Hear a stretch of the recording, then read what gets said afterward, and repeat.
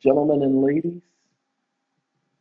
ladies and gents, we're going to play a little bit of Anita Baker this morning. And this is one of my favorite songs because she's telling me I am the best thing yet. And I know all of you agree. Ladies and gentlemen, there is a need that we explain some things to all of you so that you get what's going on. We're just going to give you the logic. We're not going to tell you how to get around it because we're still trying to figure that out. So the logic, the understanding, we need to let you know that this USA hyphen the THE hyphen republic.com / revenue / true _ history / chapter 8.html well / CHAP 8, which is abbreviated form of chapter 8, which is ironically who Anita Baker used to be a part of, that group called Chapter 8. I did not plan this. I told you there are no coincidences. Okay, a young man told me that one of our commissioners had a daughter. He had a baby, him and his wife, and they named the young child Denise, and she has a twin. And what's the name of the twin? The nephew? No, just kidding. He named the young lady, the young child, Aurora. Aurora Debbie. Okay? And Aurora, the name chosen for a reason, the name Debbie chosen for a reason. Don't need to go into all that. I told him there are no coincidences because I just watched Singularity last week. And in the movie Singularity is the city of Aurora. Okay, and that's the whole premise of the show, is them talking about Aurora and how the Singularity, the AI, is trying to destroy all mankind, including the inhabitants of Aurora. Okay, the ending of the show was kind of whatever, but anyway, it was an alright show. But the fact that he named his daughter Aurora, and I watched that sci-fi Singularity movie, and it focused on Aurora. And then later that afternoon, I was watching Stargate Atlantis. I'm watching the complete series. I'm in season 2. And the very episode I watched after that telephone call was where they find the ancient ship called Aurora. No coincidence. Okay? I don't believe in coincidences. So I informed them of that. Well, ladies and gentlemen, the fact that this thing says Chapter 8, and I'm listening to Anita Baker, who used to be a part of Chapter 8, and I'm playing a song that I like a whole lot. And this is the part right here that I like so much. Come on, Anita. Let them know.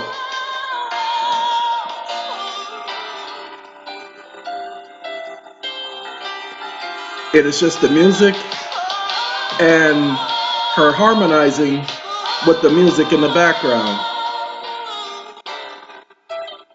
Okay? And then this next part that she goes on to sing after this is the culmination of this song for me. Well, okay, that's my introduction to you guys, letting you know that. Now, many of you will know that at these videos that I do, I'm either talking about me or talking about what's going on with me, talking about what's going on in my mind. I told people early this week that I was experiencing some bleeding, attributing that to some stress. It wasn't all stress. Okay? What it was is last week I was invited to dinner on the way back from Sacramento. And when I went to dinner at this nice little Chinese restaurant, the food that I ate had onions in it. Ladies and gentlemen, I'm allergic to onions now. I cannot eat raw onions to save my life. I cannot eat onion rings to save my life. Although I love onion rings, okay, to death. And it probably will be the death of me. So that was also part of the complication, because my eating raw onions, causes bleeding as well. It literally, my body can't handle onions. Don't have any idea why. As a child, I could eat onions. I hated raw onions as a child. So I've always had a problem with raw onions. Okay, I really hate raw onions. Okay, come on, Anita. Tell him, tell him, tell him, tell him. See, she's talking about me. Do you hear her? Thank you, Anita. Come on. She's got one more thing to say. Ladies and gentlemen, Anita, the greatest songstress of all time. That's right, her first album when she went solo was the songstress. He's so punny. Oh God, he's so shut up. Anyway, so that was part of the reason. This is Anthony Davis and Kinfolk. This album right here was the greatest piece of work that this man has done. The second album was, he could have done a lot better. The second album was a studio album, was a commercial album, was a industry album, was a, the executives say these are the songs you need to put on the album. Okay, you're gonna do what we say do because you under contract now. That's what the second album was. All right, ladies and gentlemen, let's get to this jurisdiction so that you guys will know what's been going on. Do you see how it says jurisdiction over federal areas within the state? Ladies and gentlemen, there can be no federal areas within a state. Why? Because the states are each of them sovereign. There can't be federal territories within a state because the states are sovereign. Each state is separate and independent, sovereign nations. But you'd have to understand history to understand that. You'd have to understand how so much that the government did not have any control from one state to the next, that they came up with what's called the Interstate Compact. If you know anything about the Interstate Compact, I learned about the Interstate Compact in elementary school. No joke. I learned about the Interstate Compact in elementary school, and I've always focused on the Interstate Compact because that allowed states to trade with one another. But pay attention. The exclusive power of legislation necessarily includes the exclusive jurisdiction. See, exclusive power of legislation necessarily includes the exclusive jurisdiction. What exclusive jurisdiction? This is what a judge said. This is not what the law said. This is what a judge said. And by the way, he delivered the opinion of the court. Excuse me. Since when do the courts get to make law? When they assume that power, because they had judicial power. They get to regulate what Congress does. The Constitution allows them to do that. Okay? So that we need to do more than refer to that case, and the case is cited in the opinion. Hold on.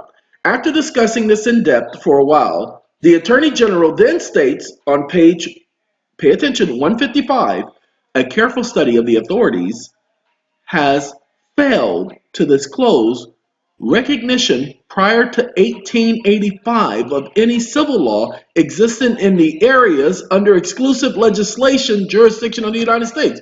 That's right, because there was none. Okay? There was no federal legislative jurisdiction within the states. Okay? They couldn't make laws within the states. They had no jurisdiction to do so. What happened in 1885?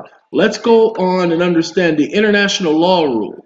This is where you start hearing about the law of nations. Adopted for the areas under federal legislative jurisdiction, in 1885, the United States Supreme Court had occasion to consider the case of Chicago, Rock Island versus Pacific, and I don't know what RY stands for. Chicago, Rock Island, and Pacific Rail. I guess this is Railway versus McGlynn. Okay, the court ruled it is a rule of public law. Public law? Really? So it doesn't apply to the citizens because you know the citizens are not part of the public. Well, don't worry about it. We'll talk about it in a minute. Recognized and acted upon by the United States. And this is after 1871. Pay attention. Recognized and acted upon by the United States. That whenever a political jurisdiction or legislative power over any territory are transferred from one nation or sovereign to another, the municipal laws of the country, that is, the laws which are intended for the protection of private rights, pay attention, people, the municipal laws, Aretha,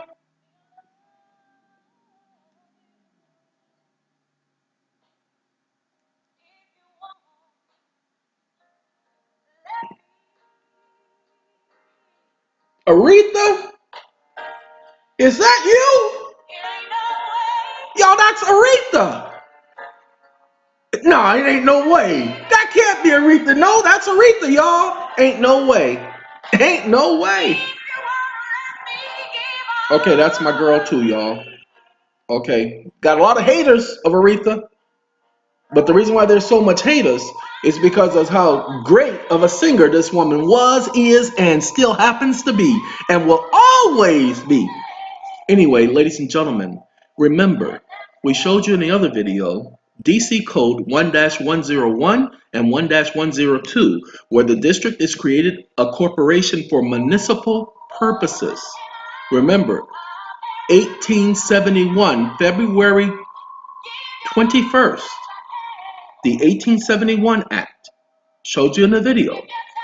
That's where they declared that municipal stupidity. So the municipal laws of a country, that is the laws which are intended to protect for the protection of private rights, pay attention, the laws that are intended for the protection of private rights, who gets to do that? Continue in force until abrogated or changed by the new sovereign. So what they're saying is that even though the states were all states, when they decided to become part of the union, then their laws remained in effect until they were changed by the United States. They continue in force until obligated or changed by the new sovereign, until gotten rid of or changed.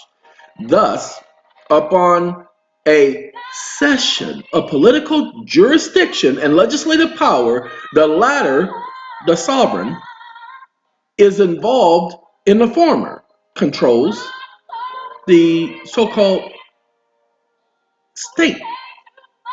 Pay attention. To the United States, the laws of the country in support of the established religion and abridging of the freedom of the press and authorizing cruel and unusual punishment, authorizing cruel or unusual punishment and the like would at once cease to be obligatory force. In other words, be obligations of the people without declaration to that effect. And the laws of the country of other subjects would necessarily be suspended by existing laws of the new government upon the same matter. See, ladies and gentlemen, they're letting you know that they can suspend the laws once a new sovereign takes over. Well, apparently that's what happened in 1933. The commander-in-chief took over. Now, the Attorney General has said this, the rule thus defined by the court had to be applied previously to foreign territories acquired by the United States, but not until the McGlynn case was it extended to areas within the state, over which the federal government acquired exclusive legislative jurisdiction. You see, again, they're saying that the United States controls the states because the states subjugated themselves. Subjugation, that's right. They made themselves subordinate to the United States. I need you. I want you. I just need you to call me. Okay, as soon as you get there, because I'm worried about you. Y'all, this is my girl again. I love me too. Hey, she loves me. See, she loves me too. Oh, I'll call you the moment I get there. You better believe it, girl. That's my girl, Aretha. She just wants y'all to know. All right, ladies and gentlemen, it's all crap. None of this stuff is law. This is individuals playing with the words of the law. There is nothing in the Constitution of the state or of the United States that permits this. This is these individuals in power, usually individuals who belong to some little organization, fraternity, brotherhood, masonry, Illuminati. This is them gaining a foothold and taking control, infiltrating, taking over. As we explained, remember, George Washington was not the first president of the United States. That's what we've been taught. He was the first military ruler of the United States. Remember, he was a general when he was elected president, and he became the commander-in-chief of the Army and Navy. And technically, we didn't really have a Navy back then. Now, let me show you how important that little tidbit of information is. Pay attention, civil jurisdiction. This is the Attorney General opening his mouth again because he's the most learned person in the country. Okay, he is the top lawyer, top law student, not the Supreme Court Chief Justice. No, the Attorney General is the top law student. Okay? The civil laws affected in an area of exclusive federal jurisdiction are federal laws, notwithstanding their derivative from state laws. Wait, hold on. And in a cause arising under such laws may be brought in or removed to federal district court under section 24 or 28 of the former.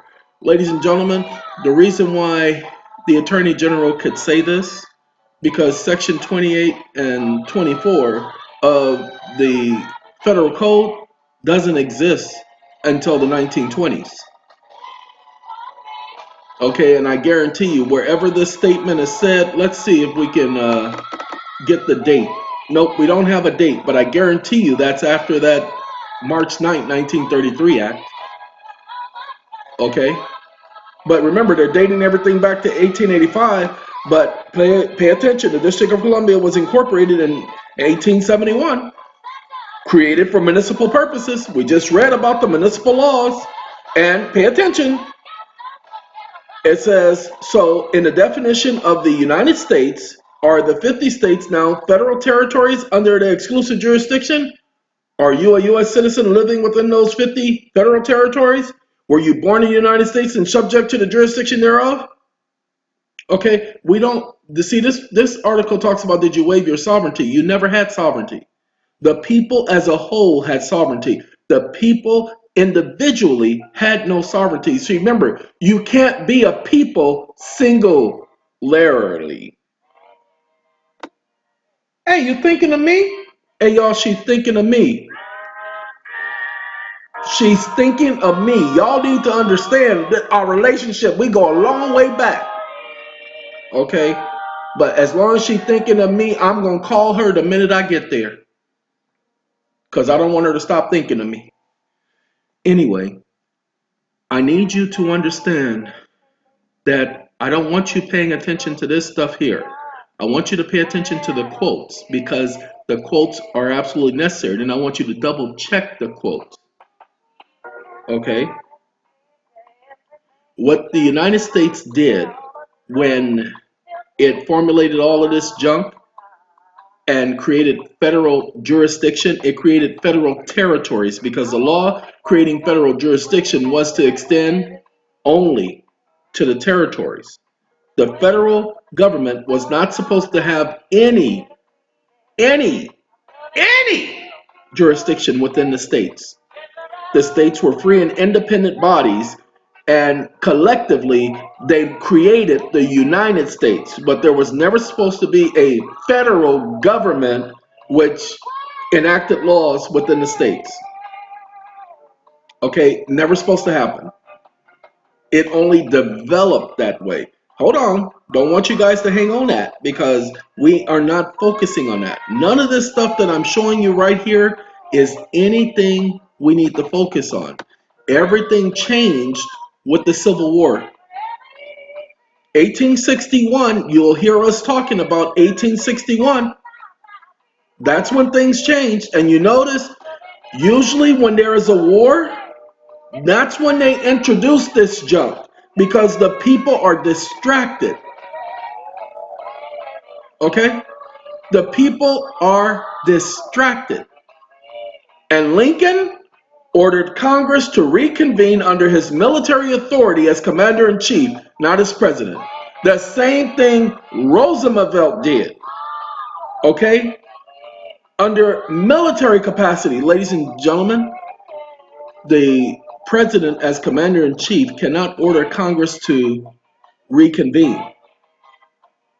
However, if the president is declaring war or if we are in a state of war, then there has to be approval by Congress. So the president in his presidential capacity can order Congress to reconvene. Commander in chief has no authority to order Congress to reconvene. How can I prove this to you? Proclamation 2038. Okay, watch this. We're gonna open up a new one. I'm gonna open up a new one on you, mother. Okay, anyway, shut up. Watch this. Proclamation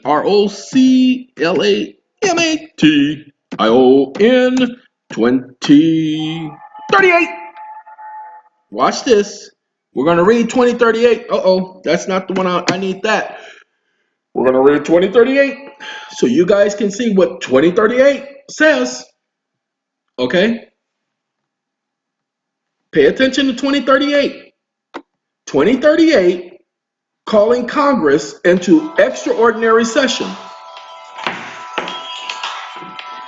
I knew you were waiting for me.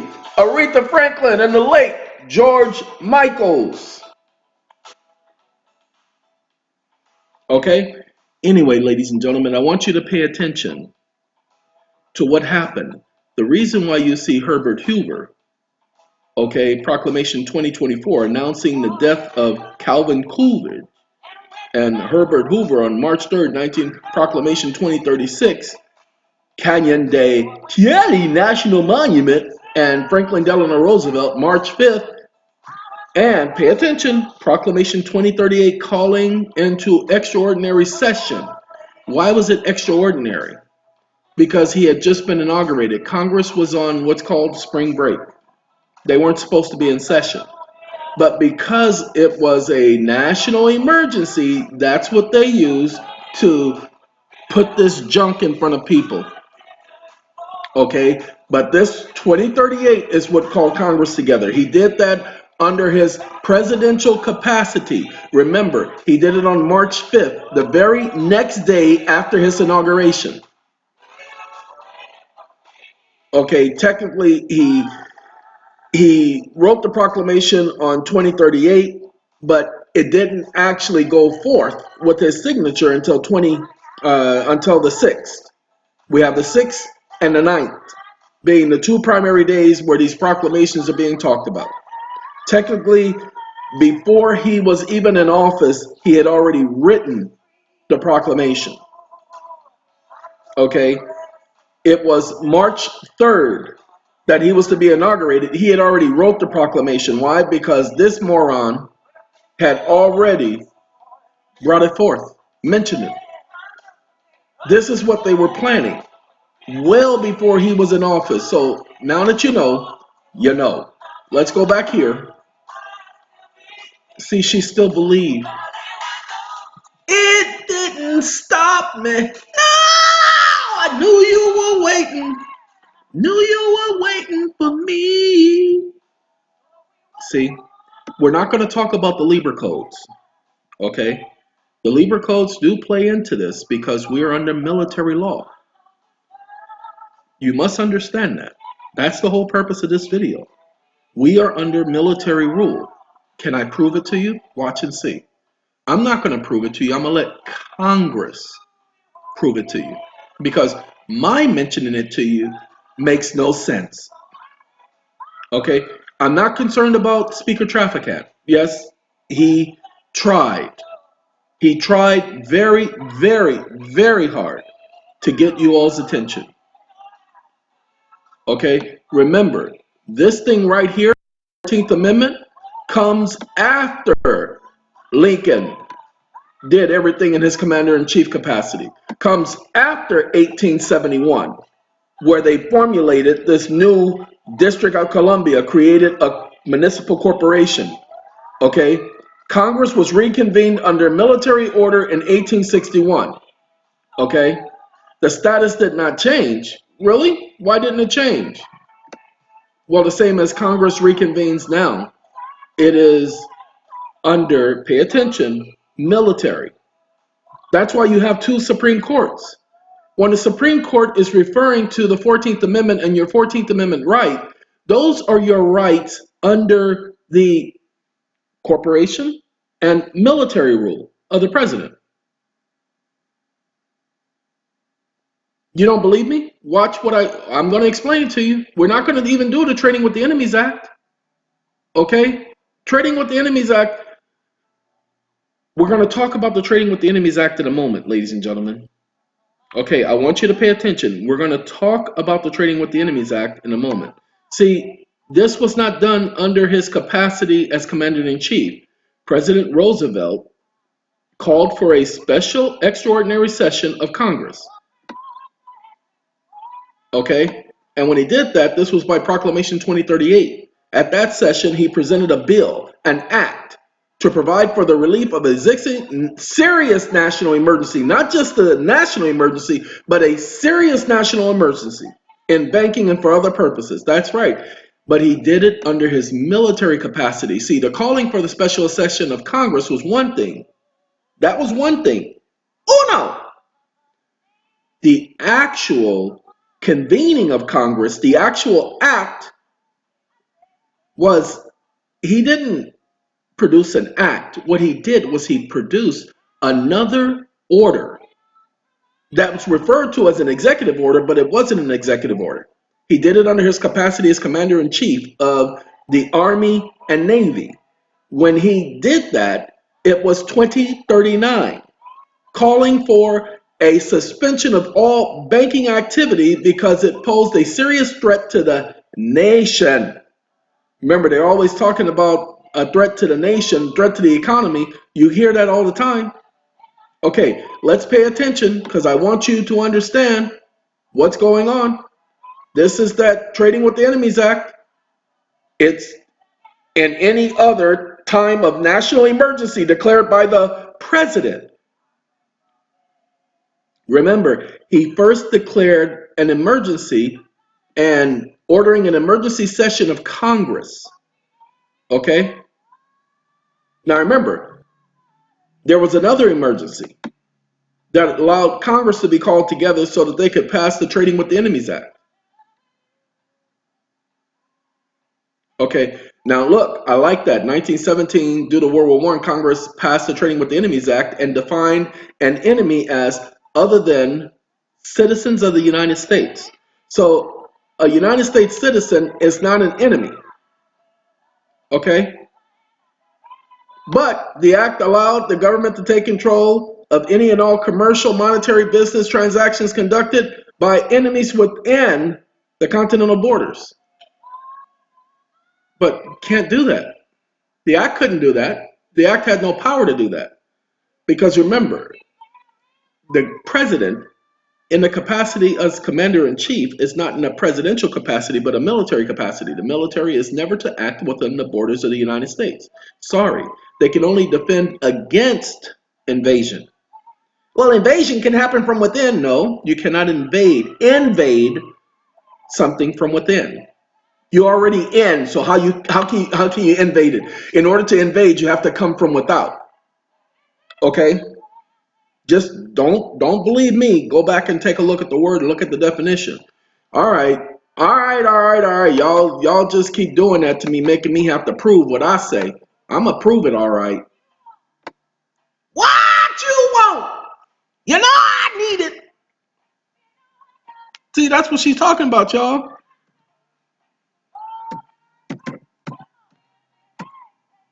Uh-oh, where's my eye? Just gotta look up the word invasion.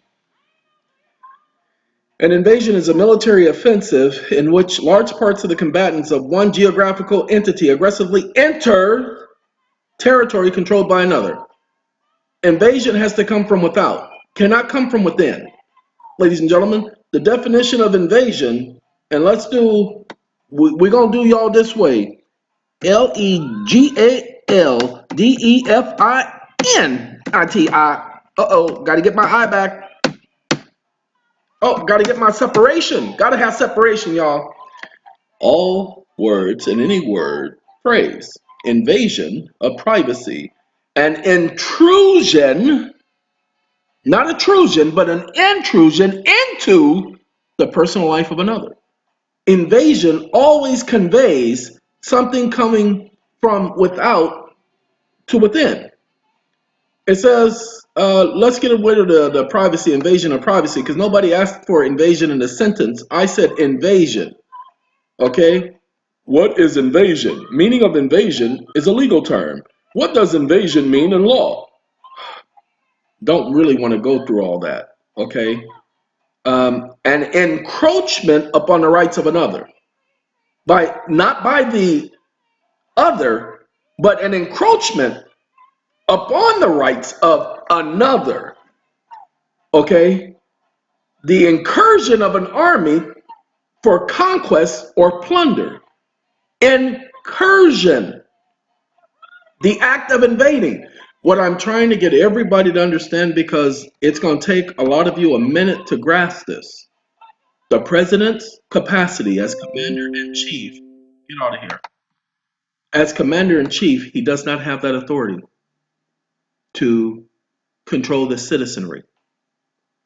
The army has no authority over the citizenry. So, does it matter if you're a United States citizen? Oh, yes, it matters. Ladies and gentlemen, that's not the issue. Okay? You need to remember a person is not a corporation. You need to remember a legal person is a corporation. Legal fiction. Now, this is the law I need you all to pay attention to. Many say,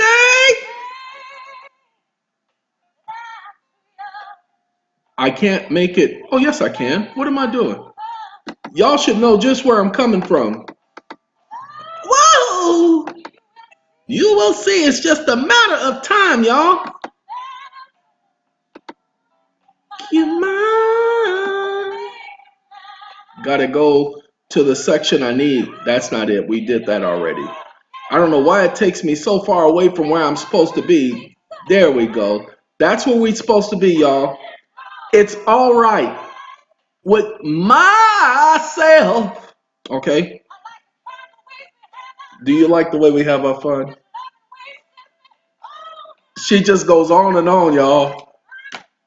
People out there, they should understand. Okay. I liked when Envo redid this song, but I've got to admit, this song right here, the original, is all that. Okay. Pay attention. We're not talking about 1933 right now. We're talking about 1973. 40 years later.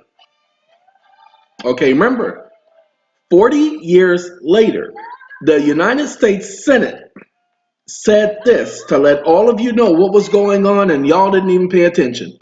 So I want y'all to pay attention. Yeah, they're only in your dreams, child. Okay. This is what the Senate report says. Here is the Senate report number. This is what you need to be adding to your documents when you need to explain your position, rebutting their presumption. Pay attention. July 24th, 1973, which said, Since March 9, 1933, the March 9, 1933 Act and the proclamation by the President issued on that day, Proclamation 2039 and 2040, the United States has been in a state of declared national emergency. These proclamations, 2039 and 2040, okay? Those are the only proclamations on that day, 2039 and 2040. Gave force. What do you mean it gave force? To 470 provisions of federal law, not state law, federal law. The federal government only has jurisdiction over the territories and islands and possessions and enclaves. Please go back and read the Thomas Clark Nelson's document. Okay? These hundreds of statutes delegated to the president extraordinary powers exercised by Congress. Excuse me. Sorry. Wait. Hold on. Wait. Whoa. What the? The president doesn't have the delegatory authority to take powers that are only given to Congress. Don't y'all understand that? The president cannot assume congressional power or judicial power. But that's exactly what has happened. And the United States Senate lets you know that there was a coup in America, a military coup. I didn't say this. They said, okay, watch this, because some of y'all are not students of law. I understand you're not lawyers. So legal definition, SECRATE. Uh-oh, got to get rid of that E.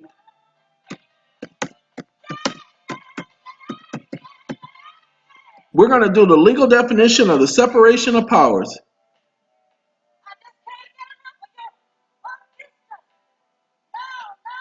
Well, we're just going to leave it there. Come on now, hurry up, computer. Get me where we going.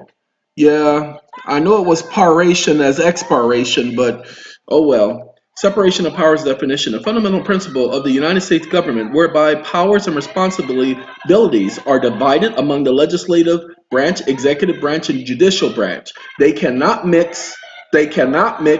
The executive branch cannot have judicial power, the judicial branch cannot have executive or administrative powers, and the legislative branch cannot have neither. They can only have the powers delegated to them by the Constitution. And there is no mixing and matching of powers. It's called separation, which means they must be separated.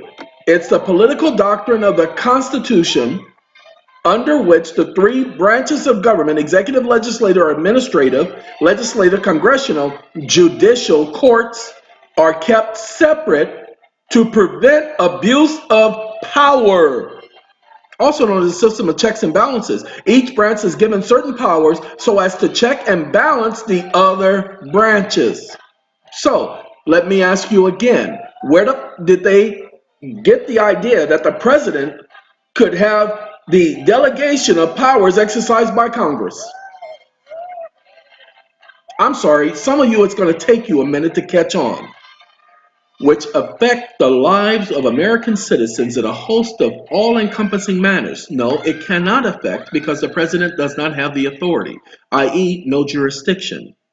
This vast range of powers taken together, they let you know that they were taken, confer enough authority to rule this country without reference to normal constitutional process. Then it's without authority. So, ladies and gentlemen, when you are brought into court, especially in federal jurisdiction, you're being brought in under what we told you about. This is Spanish Harlem, by the way, in the background. You may not be able to hear it, but I'm able to hear it. All right. When you're being brought into court, you're being brought into court under what's called a violation of the so-called Commerce Clause, that you affected interstate commerce. Just go and look at your so-called, pay attention, indictment. It will always say that you interfered, affected, or attempted to affect or interfere with interstate commerce. You don't believe me, do you? Okay, let's do this. I want to do this. 20.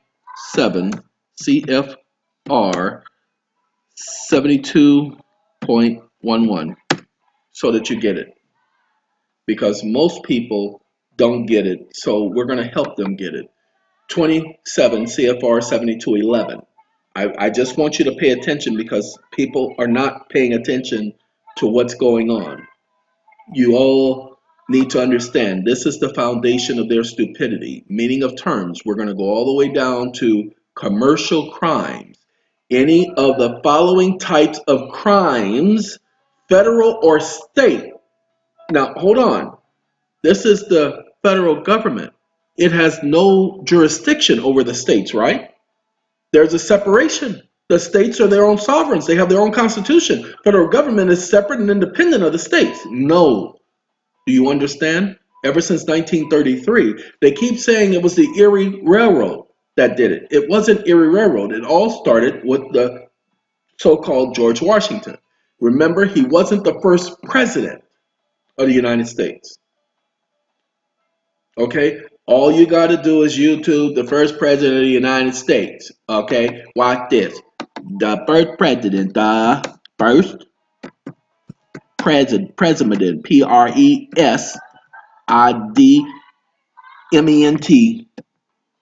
Hey, there we go. First president of the United States of America. Right here. Now, you see the other one down there said first president George Washington. George Washington, not the first president of the United States. Facts versus fiction. Real. First president was black. Boom! Busted. Okay, they're telling the truth. The very first president of the United States was a black man. So you thought it was all about race back then. It wasn't about race. They only made race an issue.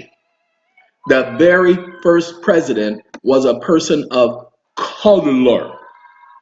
Okay? I hate using the word black because I want you to understand. These words are in black. He ain't nowhere near black. Okay? But let's just go ahead and talk about the very first president of the United States. So that y'all know. Hey, I'm going to knock on your door, pound on your window pane. Okay? You're going to recognize me. In 1776, the American colonies declare their independence. Then, George Washington, that dashing... Hold on. We got to catch up, y'all, because my internet speed, this is early in the morning, 6. What time is it, y'all? It is 6:45. Been up for a couple of hours. Woke up originally at 2. Went back to sleep. Then woke up again sometime around 3. Went back to sleep, woke up about 3:30. Went back to sleep, woke up at 4. Went back to sleep, woke up at 4:45. Went back to sleep, woke up at 5:15. And been up ever since. That's what happens when I don't take my sleeping pills, okay? Because my mind is active all night, and what I wanted to do was get this information out to you because I have some SATCOM business I have to take care of this morning, but it was important to me.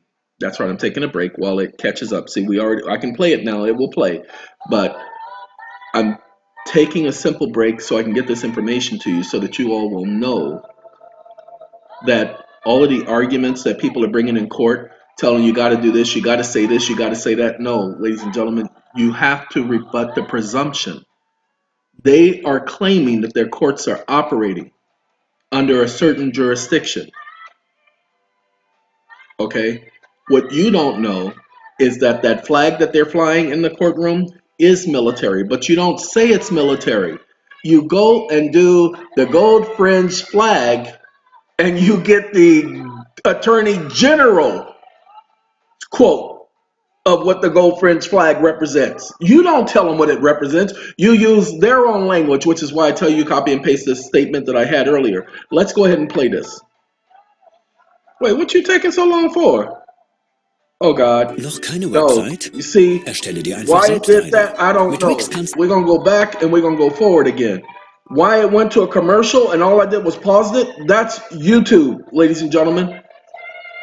They are so much in, oh, you heard about the net neutrality where they're going to slow down people's websites. I'm glad our website, we're not doing a lot there. I'm glad we're not looking for a lot of traffic there. Look at that. See, it's got. I paused it. Now I can't pause it again. Well, I can pause it again. Let's pause it again. One more again, and let's let you know this, ladies and gentlemen. This is the quote that you need. Why do you need this quote? Because this is Congress saying that the president violated the Constitution and he usurped the authority of the Constitution. See, they keep talking about the Constitution has been suspended. Ladies and gentlemen, pay attention. Without reference to normal constitutional process, to normal constitutional process, they just said he usurped the Constitution. Since 1933, the president sat up there and did a military coup. You can't do that. Okay? That's why you hear people saying we're under martial law. But now we can prove it. Now, look, to terminate certain authorities with respects to national emergencies still in effect, and to provide for orderly implementation and termination. This was 1976. That's why we have 73 and 76. Termination of future national emergencies, so that the president couldn't do that any further than he already did. There was one exception to the act, and that's Section 502A. The provision of this act shall not apply to the following provisions and powers and authorities conferred thereby and actions taken thereunder. And they talk about the Trading with the Enemies Act done by March 9, 1933. That's why it says as amended. So the March 9, 1933 Act was still in effect, and those proclamations associated with it are not affected by them doing this. That's why there's an exception. That's why they can say it's still extant. Okay, let's do that. Uh-oh. I guess it's just going to give us a hard time. Hold on.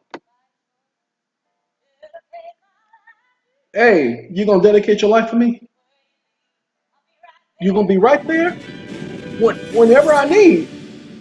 In 1776, the American colonies declare their independence. Then, George Washington, that dashing general. You know, every time he says dashing, apparently my computer can't handle that, because there is nothing dashing about this old wrinkled old. Anyway. General destined to adorn the $1 bill stuns the world by defeating the mighty British Army. Did he? He mothballs his uniform and throws his hat in the political ring. And before you can say, I cannot tell a lie, Washington is elected the first president of the United States. I mean, everyone knows that, right? The problem with that version is that it skips over more than a decade of American history. We have this myth that in 1776 we declare independence, and then very quickly we create a government, the government that we've had ever since. But if you think about it for more than 2 minutes, you realize the Declaration is 1776 and the Constitution is written in 1787. That's 11 years. So what happens in those 11 years? Good question. In those lost years, the forgotten fact is that America is ruled by governments that come before our cherished Constitution. And it's those governments that our other first presidents lead. Our first president is John Hancock, the same Boston patriot worn by Paul Revere on his midnight ride. In 1776, he's president of the Continental Congress, the American colony's fledgling national government. And when he and the other delegates put their John Hancocks on the Declaration of Independence, he's instantly promoted to the president of the newly declared United States, making him the first president. His Hancock who probably comes closest to Now, making out a... ladies and gentlemen, you know how I just told you that all of this is a lie.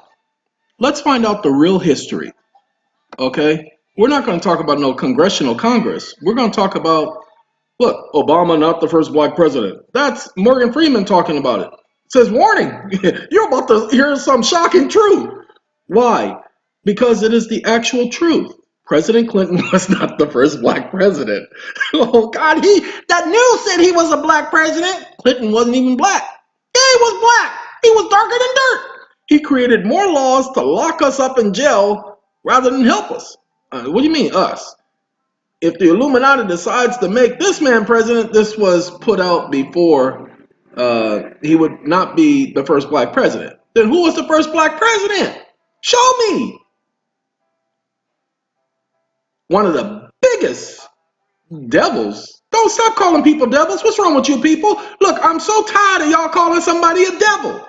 Well, technically, the word Satan means deceiver. The word devil means slanderer. I'm sorry, I don't think George Washington slandered anybody. Now, if you want to call him, then you call him a Satan because that's what the word Satan means, deceiver. Who was the first president of the United States? He was a so-called black man. See, I like the word so-called because ain't no such thing as a black man. Ill. Oh, ill. Where's the apostrophe? That's ill if you don't put the apostrophe. The first president of the United States was a so-called black man by the name of John Hanson. Uh-oh. Let's do that. Let's do that. Let's do John Hanson. John Hanns. Is it SON or SEN? Y'all remember that? EN. Uh-oh. N. Okay. John Hanson, first black president. I don't care about, now pay attention. I like this right here. John Hanson, the first elected president of the United States. They ain't calling him black. It ain't calling him purple. Proof that John Hanson, okay, was the first president of the United States. Okay, but he goes through 14 minutes. We don't need 14 minutes. We're going to do this one right here because we're going to let somebody explain it to you. I already explained it to you. I showed you the video and everything. They even had it on the John Hannity show. Okay? Now, people keep talking about black history. Ladies and gentlemen, this has nothing to do with black history. He didn't represent me. He didn't even know me. Okay? He didn't represent black people. He represented a nation. That's all he did. Again, there was no race issue back then. Yes, there was slavery, but pay attention. He wasn't a slave. Okay? You just have to understand these simple things and realize that all this other stuff was created.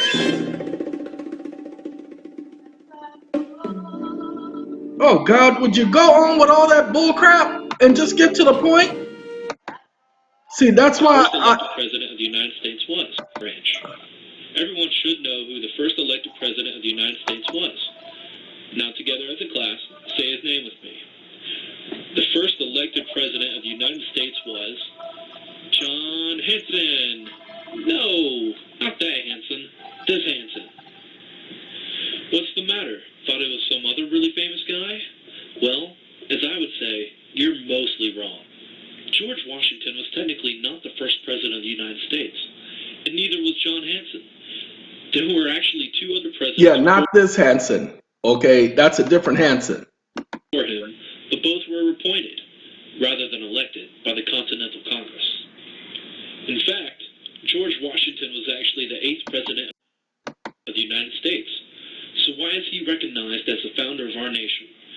Because he is the first executive president under the terms of the United States Constitution. Exactly. Our nation's second government. America's first government was not the same democratic republic that we've had for the past 230 years, but instead a confederation. A republic is a country in which the people are the source of the sovereignty, not a monarch or the states. Pay attention. He said the people are the source. So he's correct on that. But the rest of the stuff is a lot of just talk. Okay? Just do your research on Mr. John Hanson and stay away from the people who want to expose that he was black. Just focus on the fact of who he was. Okay? And this is not the same John Hanson. Okay? This is the John Hanson. The other John Hanson is not the John Hanson you're talking about. That's why he says, no, that's not that John Hanson. So let's see. Let's see.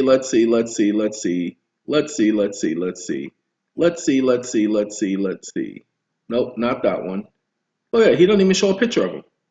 So that means he's talking outside of his neck. Okay? It was this John Hanson. And the unique thing about it is he had no support. That's right, leaving a black man out in the cold, giving him no support whatsoever. Okay? Actually, I like this. You know what? This individual, I'd rather look at the John Hannity show. Okay? Because John Hannity explained it quite well. But this individual explains it very well.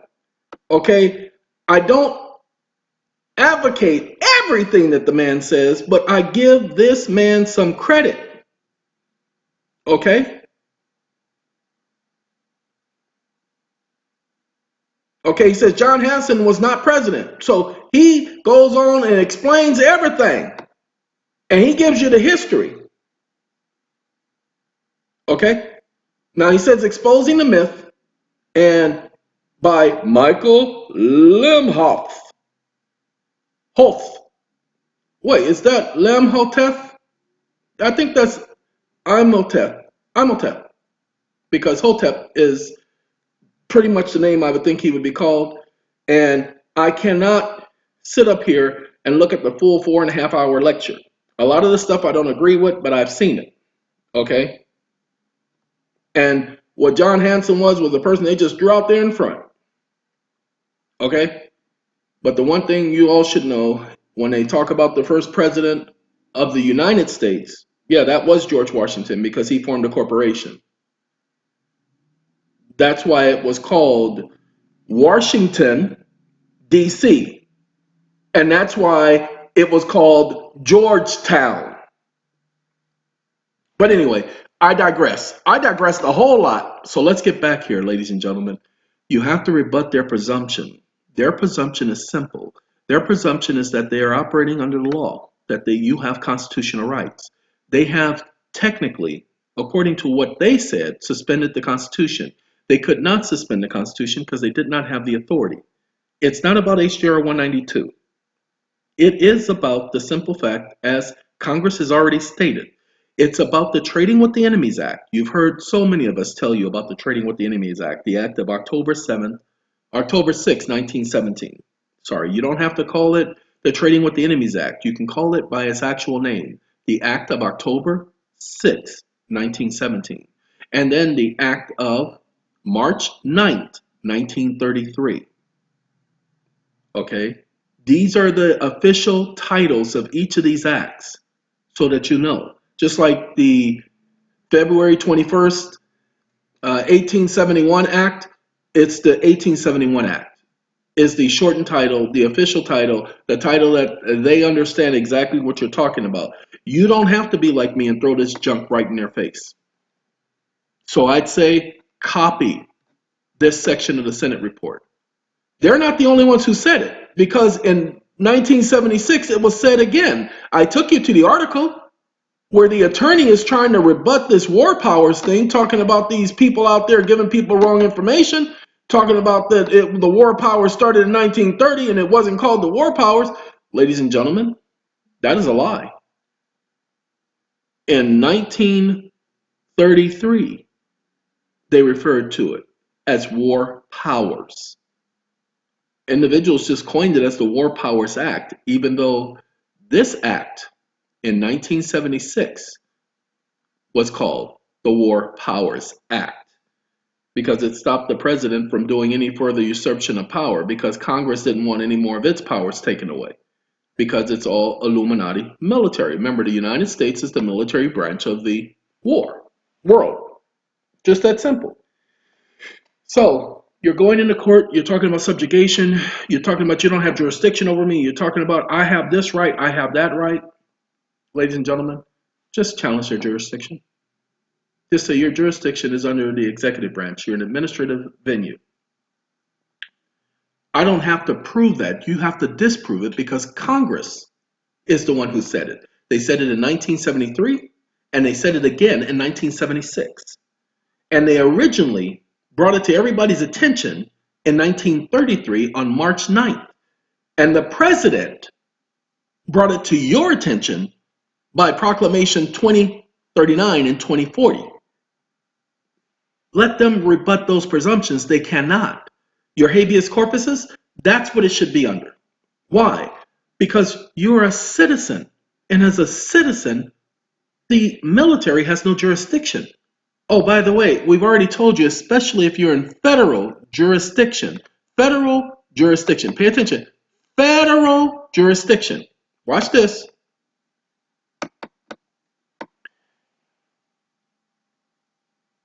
FBOP.gov.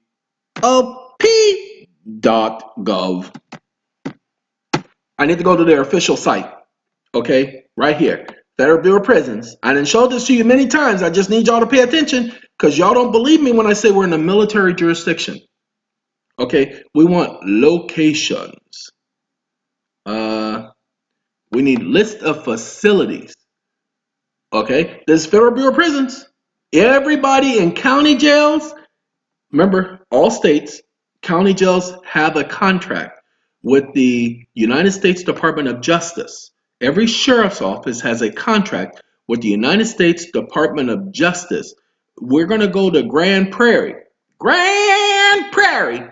You know, I've been sitting up here, didn't know that you're talking to your best friend. And I ain't got the time because things ain't working out with your boyfriend.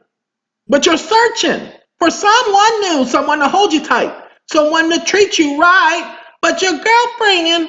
This is Grand Prairie, Texas, ladies and gentlemen. Hey, look at that sign on the door. Let's see what that sign says. Do you guys mind if we look at what that sign says? Where's the door? Oh no, that's not the door. Oh God, how do I get over there? Wait a minute, where's my mouse? I can't see the mouse because the screen is too bright. The screen is too bright. Oh God, I don't want that. Let's do this. Oh no, how do I get over there? Let's go tick tock, tick tock, tick tock, tick tock, down. Let's go down. Uh-oh, missed it. Wait a minute. Oh, there it is. Got to go down a little bit more. Right there. Department of Justice, Federal Bureau of Prisons, Field Acquisition Office, Human Resource Service Center. Okay, this is Grand Prairie, Texas, y'all. Grand Prairie. Grand Prairie. Okay, let's scroll down. Do you like that? Do you see? It's talking about federal inmates and all that, but it took me to the wrong page. I didn't ask for inmates, y'all. I asked for Grand Prairie, Texas. What's about Grand Prairie, Texas so important? Well, what's about Grand Prairie, Texas so important? Y'all didn't get it? Do you see? U.S. Armed Force Reserve Complex, 346 Marine Forces Drive, Grand Prairie, Texas. This is where the Federal Bureau of Prisons is located. Military people, that's why they have chow, mass, they have count times, okay, they have bunks. Everything the military has, the prison has. They have the same hours of eating that the military has. They have, pay attention, a canteen, a commissary.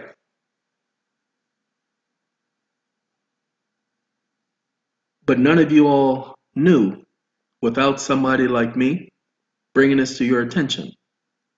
We've been under military jurisdiction. We've been under military rule for quite some time. Okay? These are the facts. I can't make this up because I'm not Congress. I didn't write this. Wait, hold on. I'm not the Federal Bureau of Prisons. I didn't create this. I'm not the U.S. military. I didn't make this Marine base a place. Oh, you guys don't know. Did you know that the military is sovereign territory? Yes, every military base is its own sovereign territory. So the so-called Department of Justice has no business on a military base. There is no provision within the Constitution allowing the Department of Justice to be a part of the U.S. military. The military has its own attorneys. So what is the Department of Justice doing on a military base? Exactly. What you don't understand is the Department of Justice is run by the Attorney General. The Attorney General is the attorney for the president. The Attorney General is not the attorney for the nation. And you guys don't get that. You can find that information in the Judiciary Act of 1789. Okay, September 24th, 1789. That Judiciary Act lets you know that the Attorney General is the attorney for the president, not for the nation, not for the people. And people, that's why the Attorney General will not advocate a case or sit up there and prosecute a case on your behalf. Go ahead and try. Try to get them to do that. Won't happen. Okay? This is so you know. And I told you the only reason why I know about this is because when I received one of them little write-ups, some shots, it came from Grand Prairie, Texas. Somebody had already sent this to me, letting me know. They sent me a copy of this page showing me that they were on a military base. But when I actually got a write-up from the military base that had nothing to do with what I was doing, I'm like, what the are you sitting up here writing me and you're on a military base? I said, thank you. And I put that into the, never heard from them again. Never heard from them again. Didn't have to worry about the complaint or nothing because I brought it up. Capital One, leave me alone. All right, ladies and gentlemen, again, this is me giving you information. If you're going to be doing habeas corpuses, do them right. Bring up the jurisdiction. You can challenge jurisdiction, but see, many of you are challenging the jurisdiction for the wrong reasons. The United States Senate in 1973 and the United States Senate in 1976. Let's make this smaller. Okay, we're going to go back up to that. I just had to make it smaller because it's still highlighted. Okay, the Senate in 73 and the Senate, and here are the, look, ladies and gentlemen, this gives you the public law number. 1973, this gives you the Senate report. Technically, just highlight this and say because of this, and then highlight the fact that we are under, you don't have to highlight the Trading with the Enemies Act. You can mention the Trading with the Enemies Act, but remember, what you're highlighting is the fact that we are under a national emergency. And that's that March 9th, 1933 Act. I think I done went too far up. That's right, I went too far up. Okay, we're not worried about all of the things the March 9th, 1933 Act is saying. We just need to worry about what Congress said about the March 9th, 1933 Act, which is all of that right there. And one more section, not the HJR, because we ain't got no problem. HJR is not the problem, people. This is the uh-oh, I done messed up again. How did I do that? Oh, there you go. Okay, nope, that's not it. Hold on. This is our problem right here. Okay?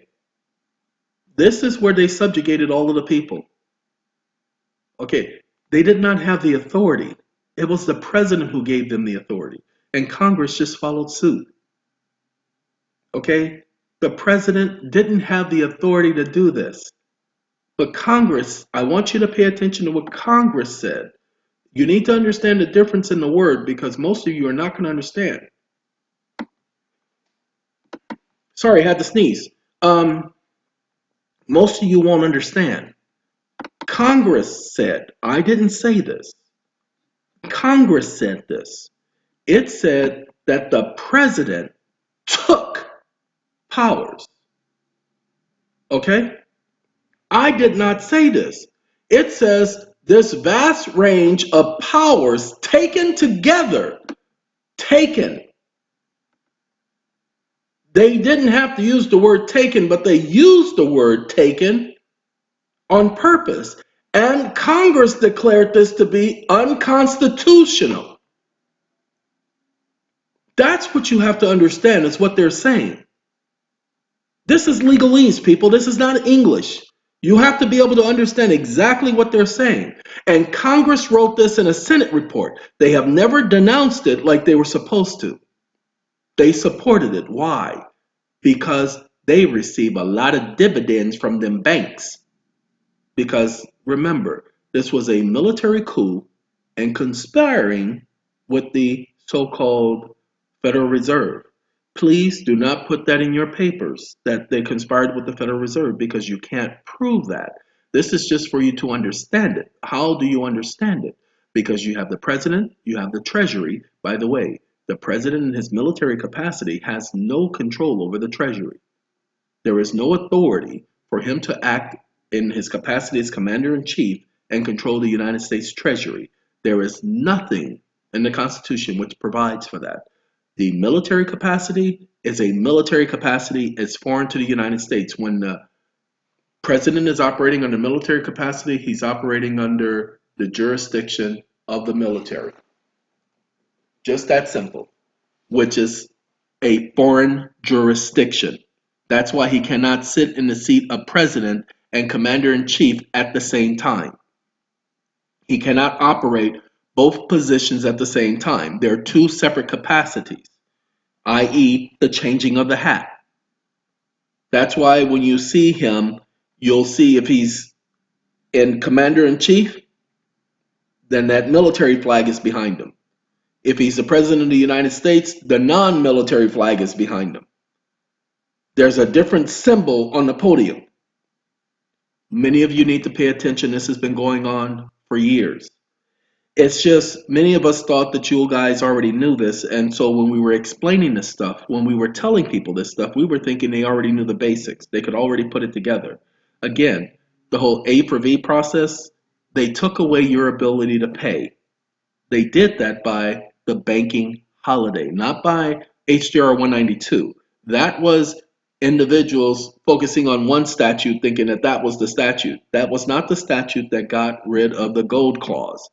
It was the so-called March 9th, 1933 Act, the so-called June 5th and 6th Act of 1933, otherwise known as the Gold Repeal Clause, otherwise sometimes referred to as the end result of HJR 192, is the act that was a subsequent or addition or addendum to the original act, which declared a banking holiday. Many people are going into court with the wrong arguments. Thus, you have people going into court talking about their sovereign. Oh, by the way, let's do this so that you guys get it. We're going to do a definition. I got to go here because that's where I already put the word definition. I don't feel like typing definition. We're going to do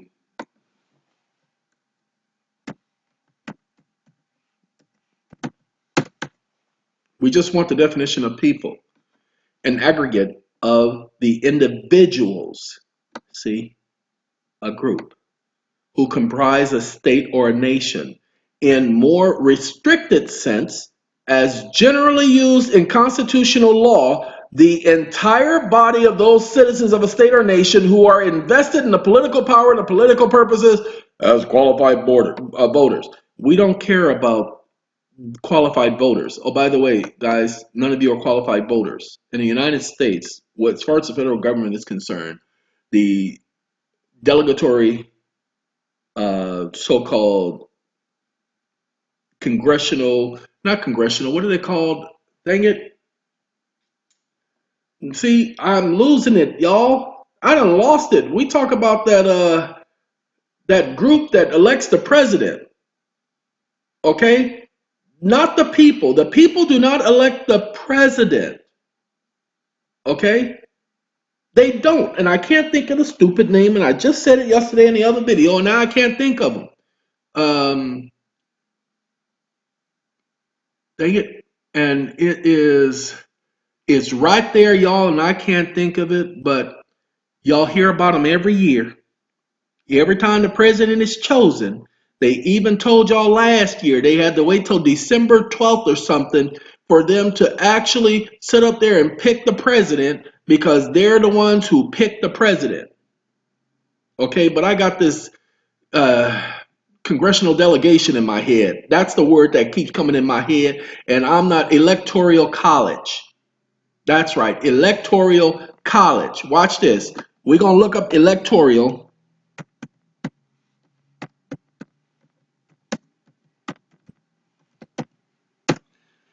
We want to know what the definition of the electoral college.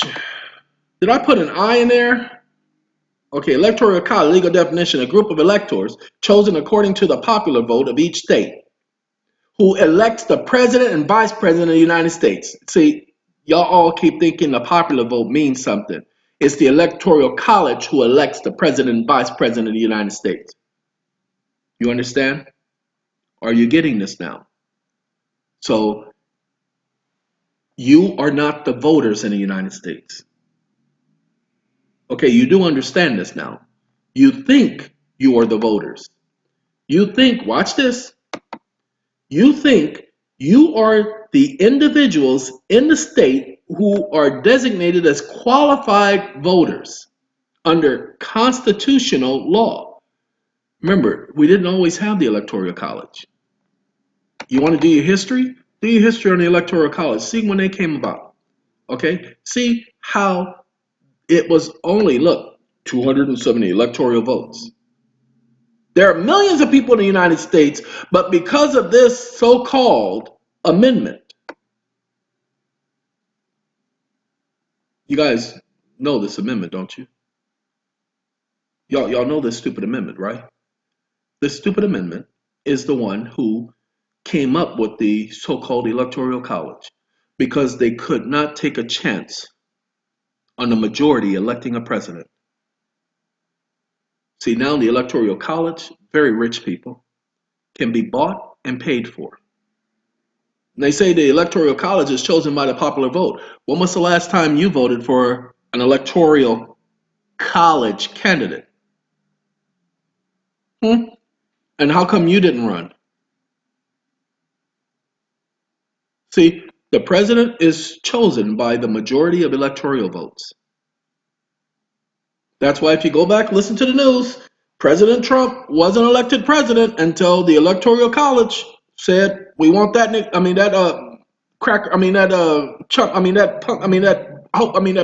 anyway, we want that moron as the president. We want him as the idiot in front of everybody, and we're going to give him all the power in the world, and then we're going to control him.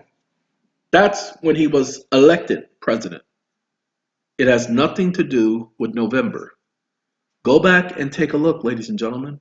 All of the other stuff, get out the vote. If you don't vote, you ain't got no voice. You people ain't got no voice anyway. That's why I like them Jehovah's Witnesses. Them fools don't vote. Okay? I like them because they don't vote because they already know this stuff. They already know the votes don't count. People, it's been there the whole time. Most of us are believing you guys already know this because this is common knowledge. They talk about it every year. You always hear about the electoral college. Watch this. I don't want electoral votes. I just want this right here. We're going to do a YouTube. And Control C. And then I'm going to go over here to YouTube where we're talking about John. And again, there's some debate, but as long as y'all know that Washington was not the first president. Now watch this. Now watch what I do. Electoral College Explained. Where's the, nope, not that one. We're going to do this right here. We're going to do Donald, and it's already going to do it for me. I need to get rid of this. Get out of here. If Donald Trump was a child, Donald Trump, hey, I'm sorry. That's the first time I've ever said that, and I said that by mistake. Oh, God. Donald Trump.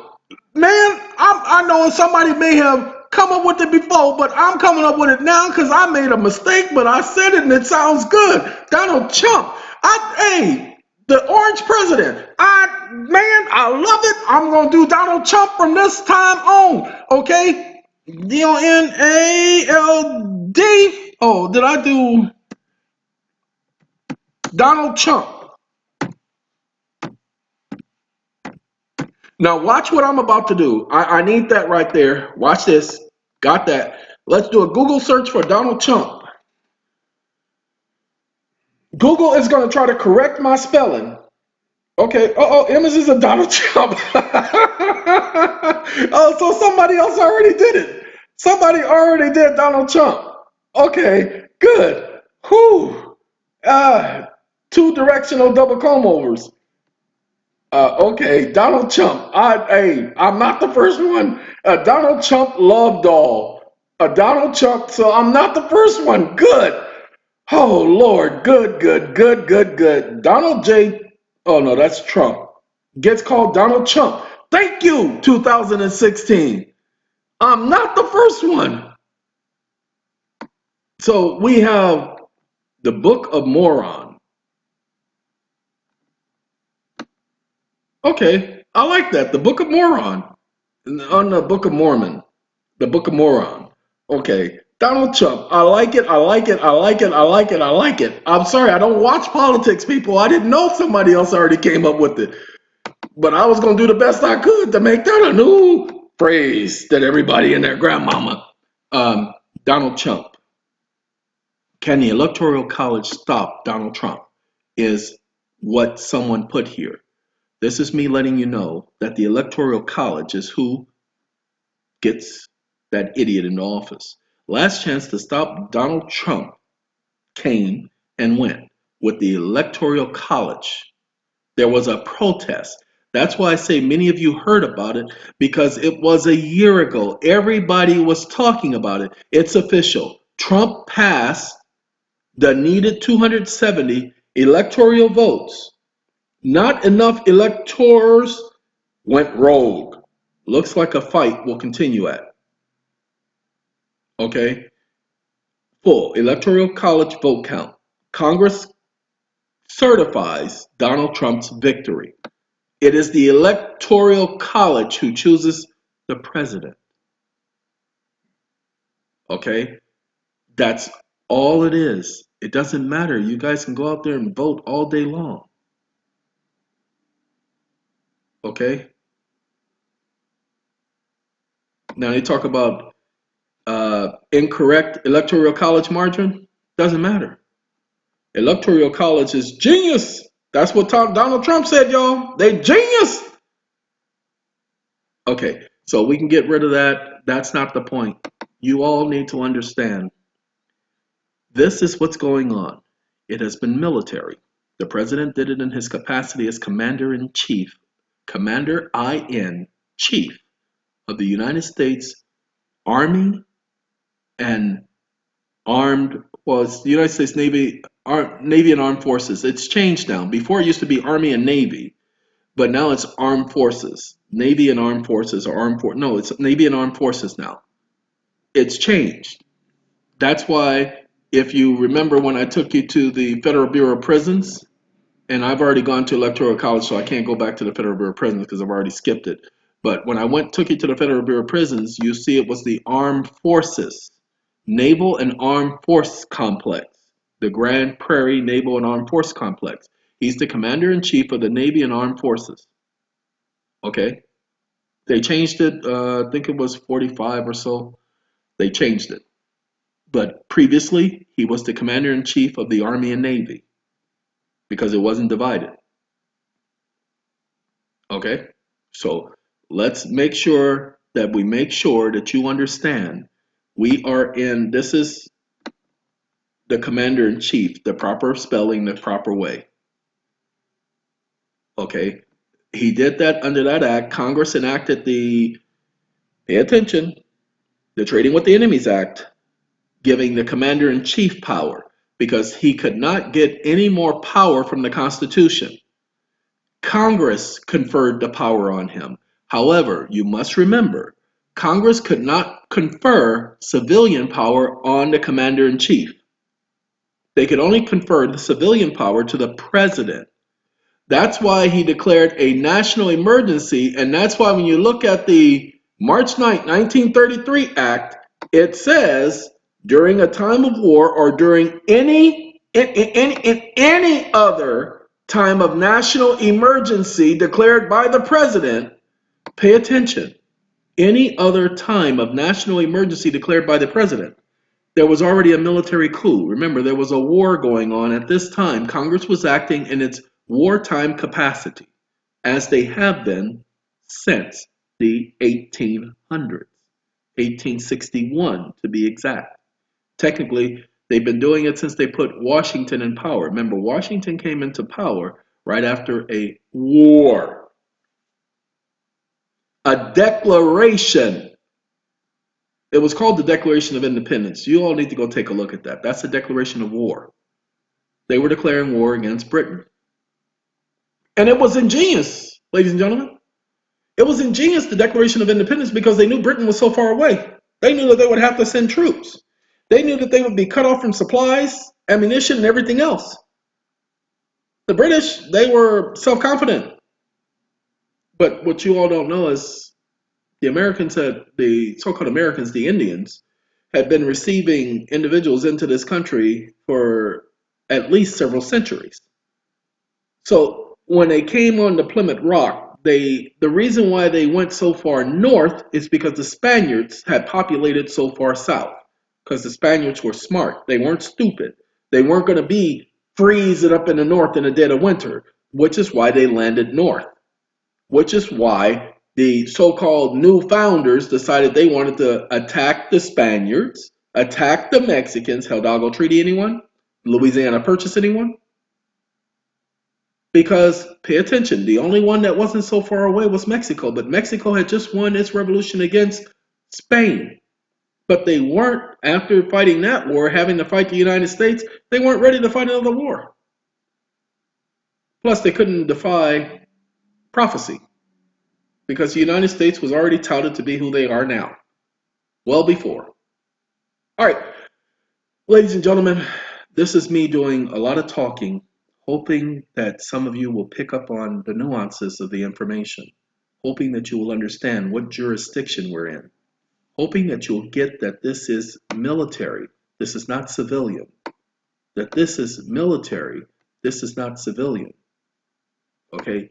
We're hoping that you'll get that. Remember, they call it the Act of October 6, 1917, because this is the Trading with the Enemies Act. That is the generic term. The official act is the Act of October 16, 1917. It even specifies it in the act that that's the title of the act. As far as the March 9, 1933 Act, it's officially called the March 9, 1933 Act. See, since March 9, 1933, this is them letting you know that the president usurped powers. The Congress and the Supreme Court had the authority to change this at the time, but they couldn't. Why? Because they were being threatened by the banks. Remember, we had just suffered a Great Depression. We were coming out of that depression. And what happened is, if they had gone against the banks would have turned this country into complete upheaval. Remember, Hitler was on the rise. The Germans were on the rise. They were doing a lot of things. The United States knew about it, and they had to sit back and allow it. Why? Why did they have to sit back and allow it? Because their military was in shambles in 1933. Remember, it was the Great Depression. It was the banks who caused the Great Depression. Why do you think they caused it? So that's why Congress couldn't speak up, and that's why, pay attention, the Supreme Court didn't speak up. Go back to 1933 and see if the Supreme Court did anything to stop any of this. Congress had already notified the Supreme Court that what the president did was in violation of the Constitution, in excess of his authority under the Constitution, and the Supreme Court did nothing. Congress did nothing. That means that somebody had some political leverage against them. Okay, that's what's been going on. But here you have it, the United States Senate, in public law, pay attention, 94-212, this lets you know that we are still in a banking holiday. Okay, these are the things you guys should be quoting in your papers, your documents. We're in a banking holiday. This is your HJR 192, I want to discharge my debt act. Because what does this act let you know? It says, the provisions of this act do not apply to the provisions of law enacted by the so-called Section B as amended, the October 6, 1917 Act. Now, this is only to throw you off. This is to throw you off, making you think that it's talking about the October 6, 1917 Act. Pay attention. Pay attention. Of 1917 as amended. Ladies and gentlemen, it's not talking about A. It's only talking about B, because guess what? A was not affected. It was only 5B that was affected. How can I prove that to you? Well, I want you to go on up here to the wording of the March 9, 1933 Act. Where you at, March 9, 1933? Come on, March 9, 1933. I'm looking for you. Where you at? You're supposed to be looking back at me when I'm looking at you. Uh-oh. It ain't here. It ain't here. It's down here, though. I've already seen it once. See, okay, this is it. See, the act, now pay attention. In Section 2 of the Act of March 9, 1933, it states, Subdivision B of Section 5 of the Act of October 6, 1917, pay attention, people. B, not A, B is the only one that is enforced at this time. Not A. Many of you guys want to rely on A. It's not A. Pay attention. The United States Senate said it. I didn't say it. The Senate said it. Section 5B of the Act of as amended is these guys, the ones who do this, that say 12 USC 95A. They added that. The act ends with as amended. Well, it doesn't end, but that's the part of the act that they are covering. But anything else is addition. Okay? Anything else is addition by these guys. It is not A. It is 95B as amended in 1933. Okay? We are not governed under 95A. But if 95A, pay attention, if 95A references, 95B references 95A, then 95A is covered. You all go back, take a look. If it references 95A, then 95A is covered. And that means that this Trading with the Enemies Act becomes the official law that's governing us right now. This is AVAT. And he says, thinking of you. He ain't thinking of me. Okay, that's AVAT. He ain't thinking of me. He's thinking of you. All right, ladies and gentlemen, this is what's operating. The commander-in-chief status. But there have been a lot of people out there trying to tell this to you all, trying to get everybody. You keep talking about people talking about they're awake. Ladies and gentlemen, you're not awake. Because you guys are still talking about FRNs and sovereignty and I ain't no corporation. And ladies and gentlemen, yes. There are corporations, but as I've been explaining to you, the corporations are simply instrumentalities of the United States. The corporations, the all caps name is just an instrumentality or an obligation of the United States. Do you understand that? The United States took responsibility for that.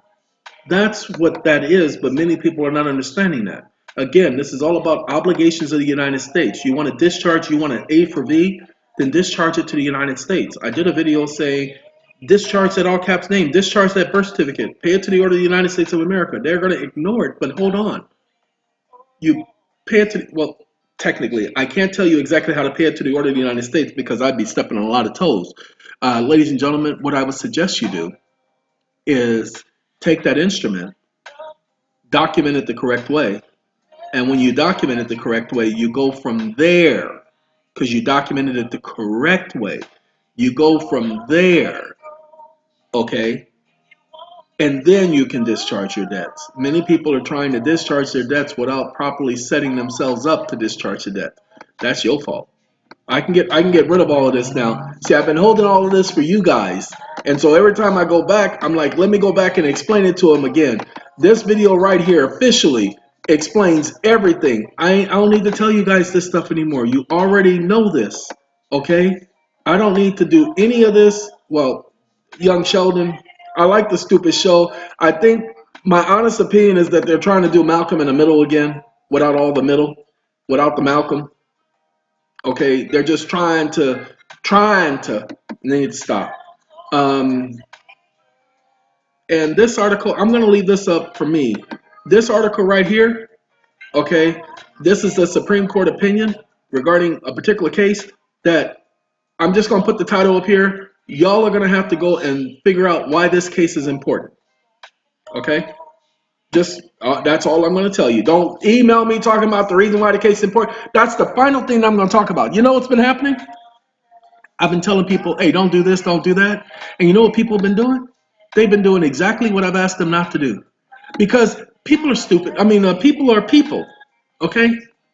People are people. You tell them not to do something, and the very first moment you tell them not to do something is the very first moment they go out there and they do it. Okay? And please understand, I just say, bless your little heart. Okay? I want you guys to pay attention. I need you guys to pay attention. Hold on. Certificates of the United States are obligations of the United States. Certificates of the United States is obligation of the United States. Well, birth certificate is for the county and the state. Yes, but we just understood about jurisdiction. You guys need to keep up. Okay? You need to keep up. Okay?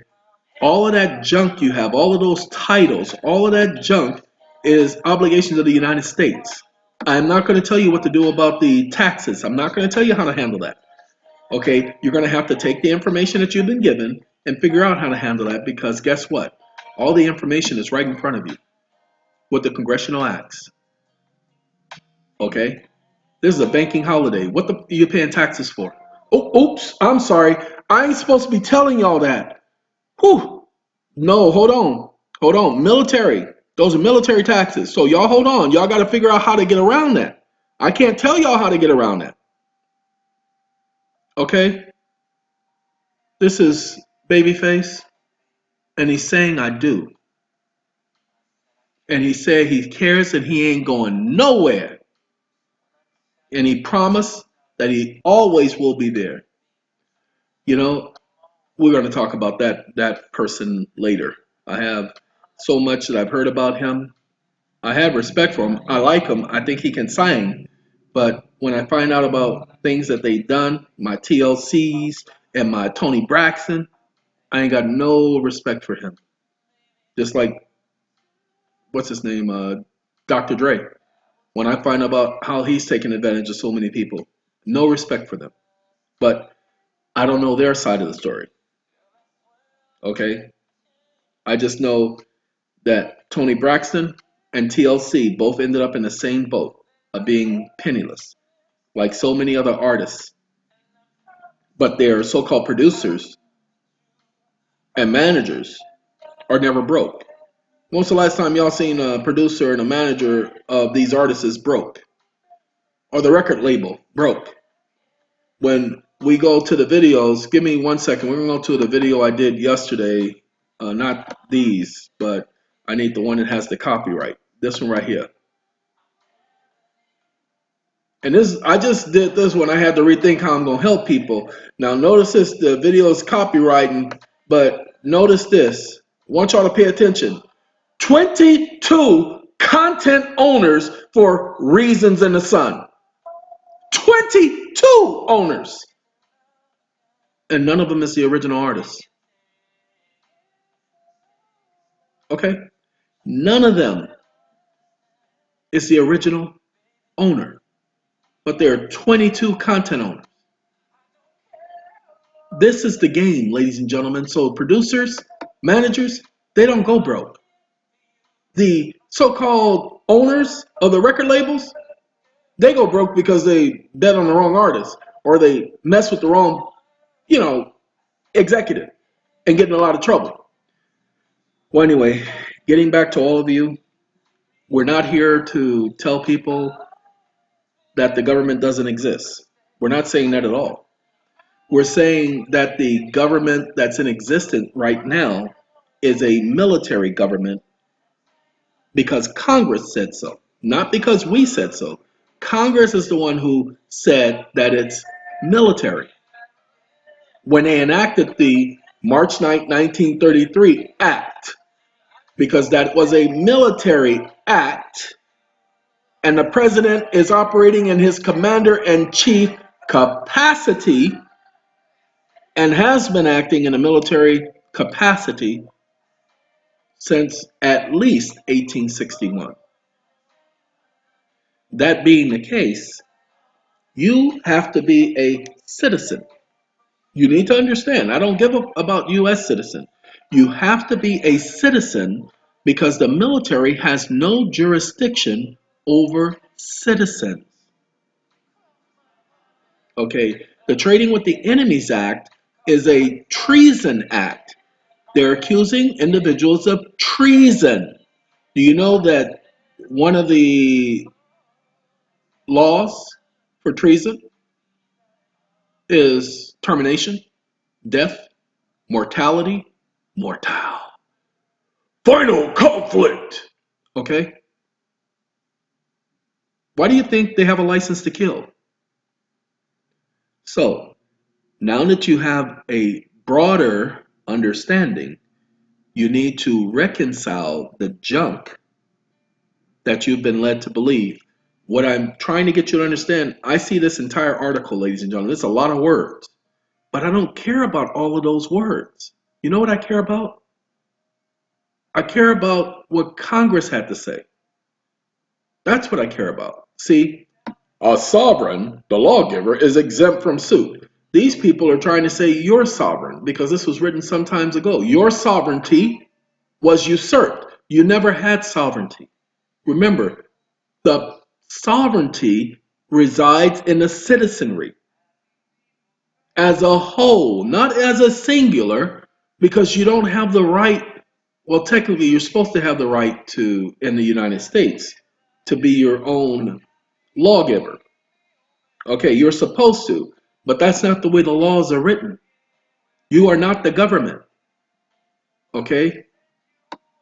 See, the sovereignty of a state may be lost in various ways. Please understand, it's not talking about an individual. If he simply replaces the former sovereign, which would be the king, the ruler, the government, okay, that's what it means in law, not what it means in your head, not what it means when somebody explained it to you. It has nothing to do with how people explained sovereignty. They were wrong. And even at one time, I bought into that sovereignty junk. But then when I started realizing, wait a minute, well, I told people I could never be sovereign because the God I serve says that he is the only true sovereign. So I can't ever be in competition to him. You guys have heard me say that tons of times. But I also realize that, wait a minute, individual can't be sovereign. The sovereignty is in the state. And the state gets its sovereign powers from the people as a whole, not from the people as a one, but the people as a whole. That's always been the problem with that phrase. Which is why you go into court and they try to say you out of your mind, you're crazy, you got problems, and we're going to sit up here and have a evaluation because you got some psychological problem, mental disease, and or defect. Okay? So kill their stupidity by using their own junk against them.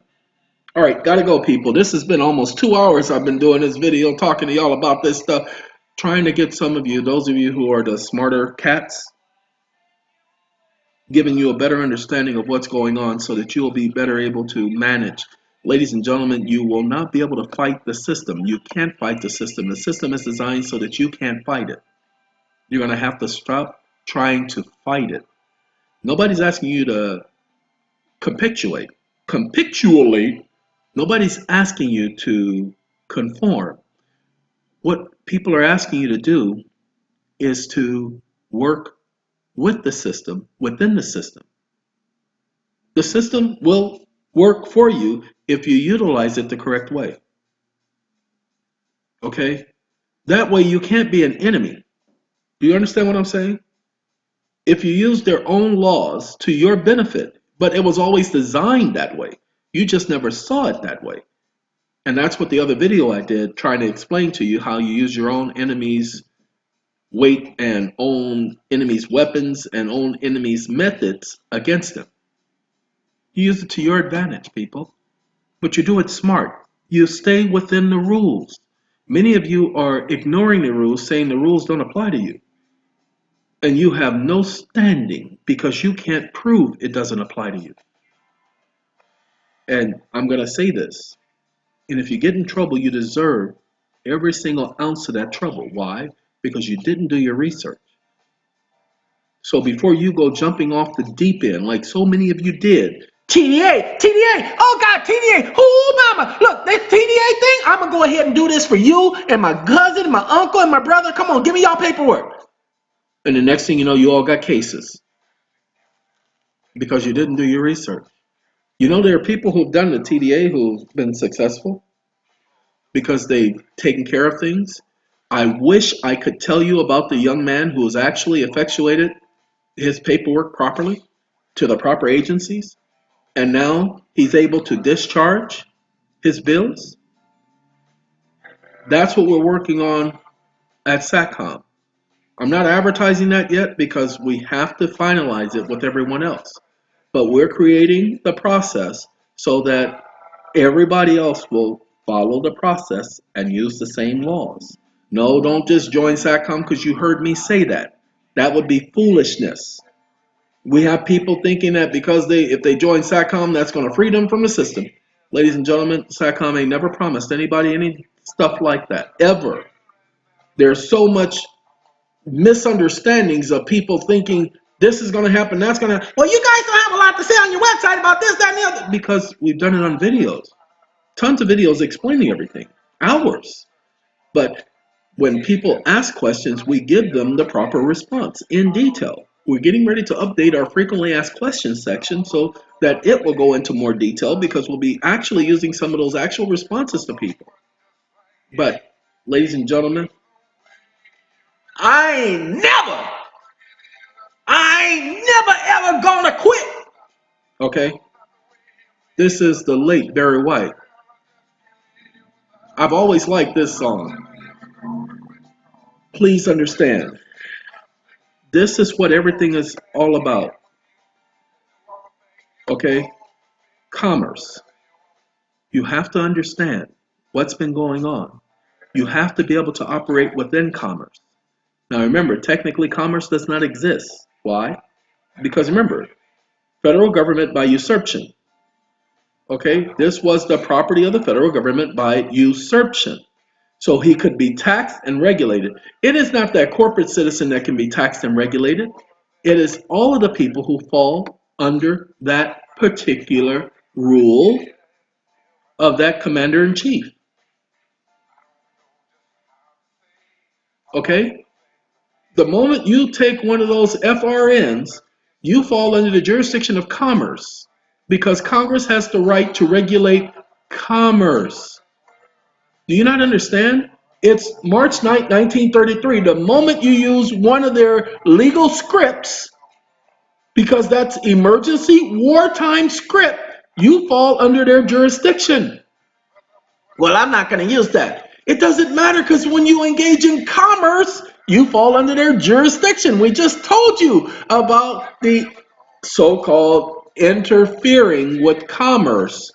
Everybody is charged with that. If you don't believe me, just go to YouTube, not YouTube, but Google, and let's do that. Sorry, ladies and gentlemen, taking this video on, but I need to show you guys what I'm talking about. Watch this.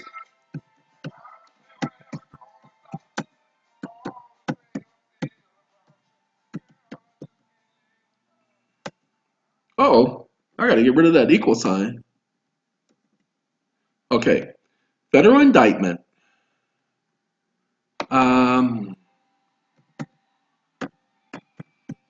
Some say love. I've always loved this song. Okay, it's called The Rose, ladies and gentlemen. Bette Midler.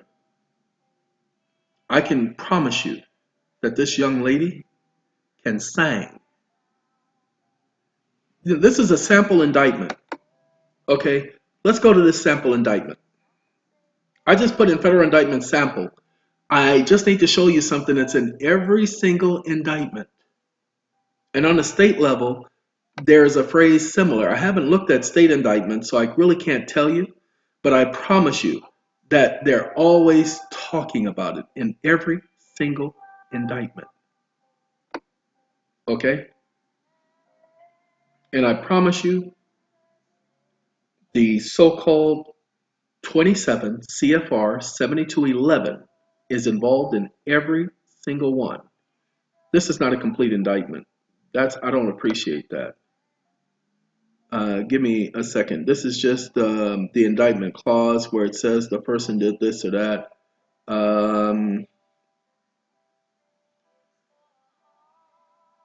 No. Give me 1 second as I pull it up.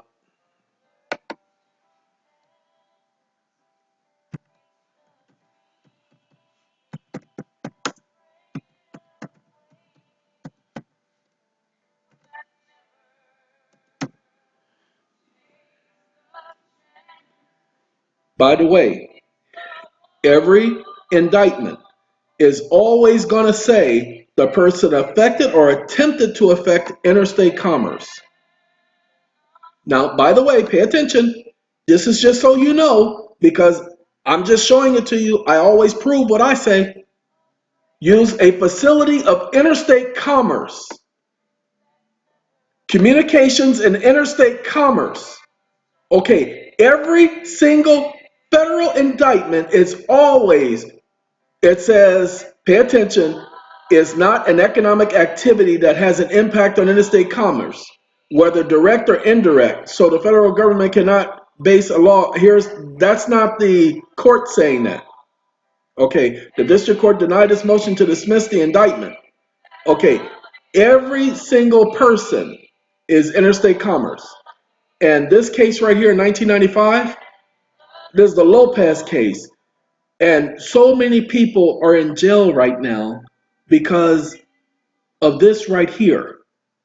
It says gun possession is not an economic activity that has any impact on interstate commerce, whether direct or indirect. So the federal government cannot base a law.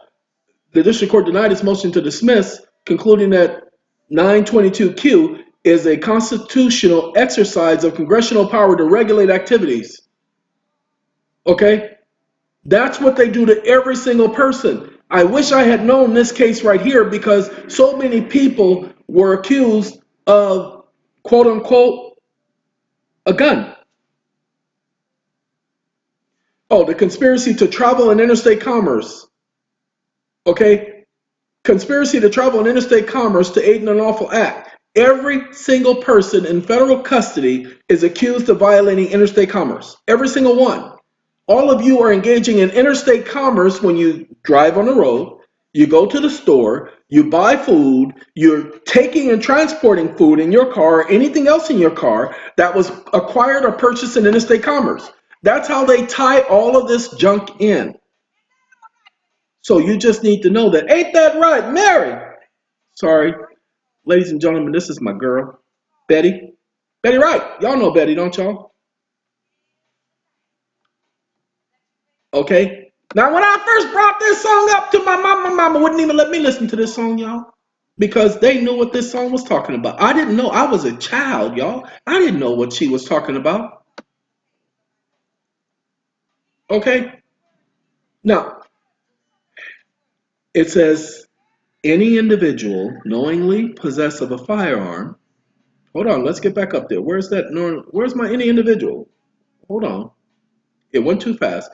Knowingly in possession of a firearm in a place that he knows is a school zone. Okay, that's the act. Now pay attention. It says, pay attention, variety of congressional acts regulating interstate or, come on, got that in the way, interstate economic activity, interstate commerce, that substantially affect interstate commerce. Any activity, pay attention, and they're saying, get out of the way. What is this? All right, we'll let you do that. Anyway, which regulates, in which they regulate that stupidity, and I just lost it again. I don't know how I keep doing that. Let's go here. Regulatory scheme could be undercut unless the interstate activity were regulated. It cannot therefore be sustained under the court's cases upholding regulatory activity. Hold on.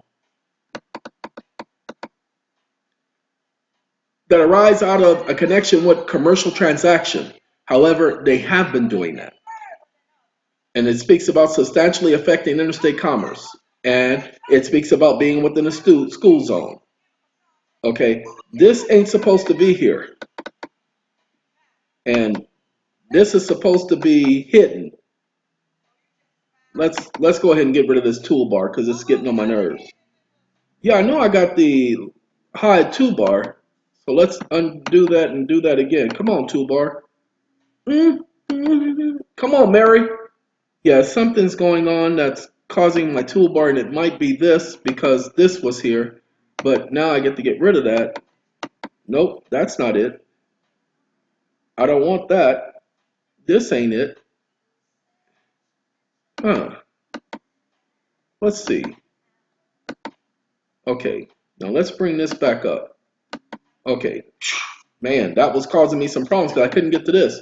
Anyway, school zone affecting interstate commerce would require this court to pile inference upon inference in a manner that would bid fair to convert Congressional Commerce Clause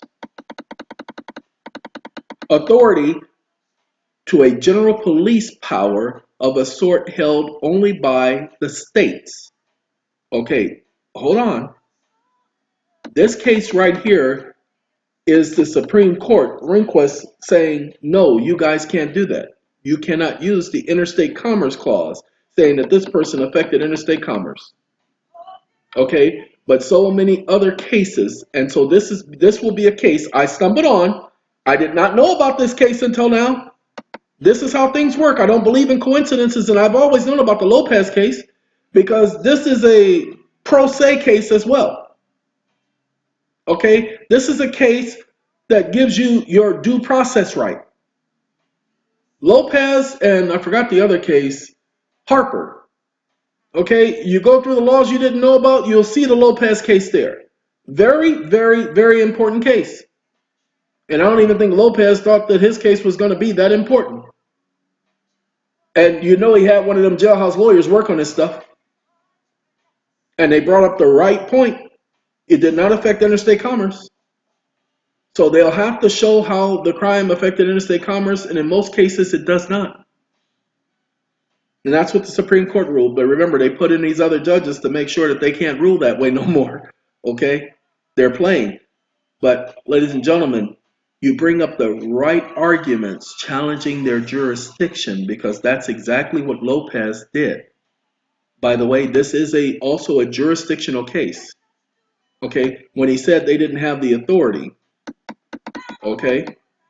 An act exceeds Congressional Commerce Clause authority.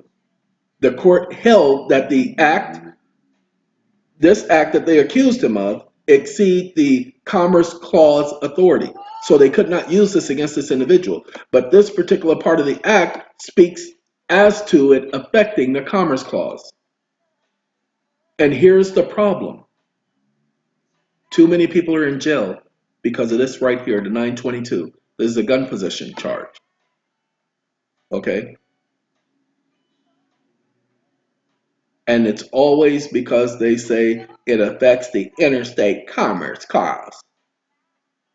But anyway, ladies and gentlemen and ladies, almost 2 hours of me talking to you about what's really going on in our law and what laws really apply and how we are to be interpreting law and their communication with us. You need to see how whatever it is they're coming at you with, whether it be taxes or anything else, how it applies to the March 9, 1933 Act. Okay? And to what Congress said in 1973 and 1976. If it does not apply, then you need to attack it. Okay? Tell them, Betty. All right, ladies and gentlemen, gotta go. Thank you for spending the time and taking the time to listen to this explanation of the laws that actually apply. Have a good day.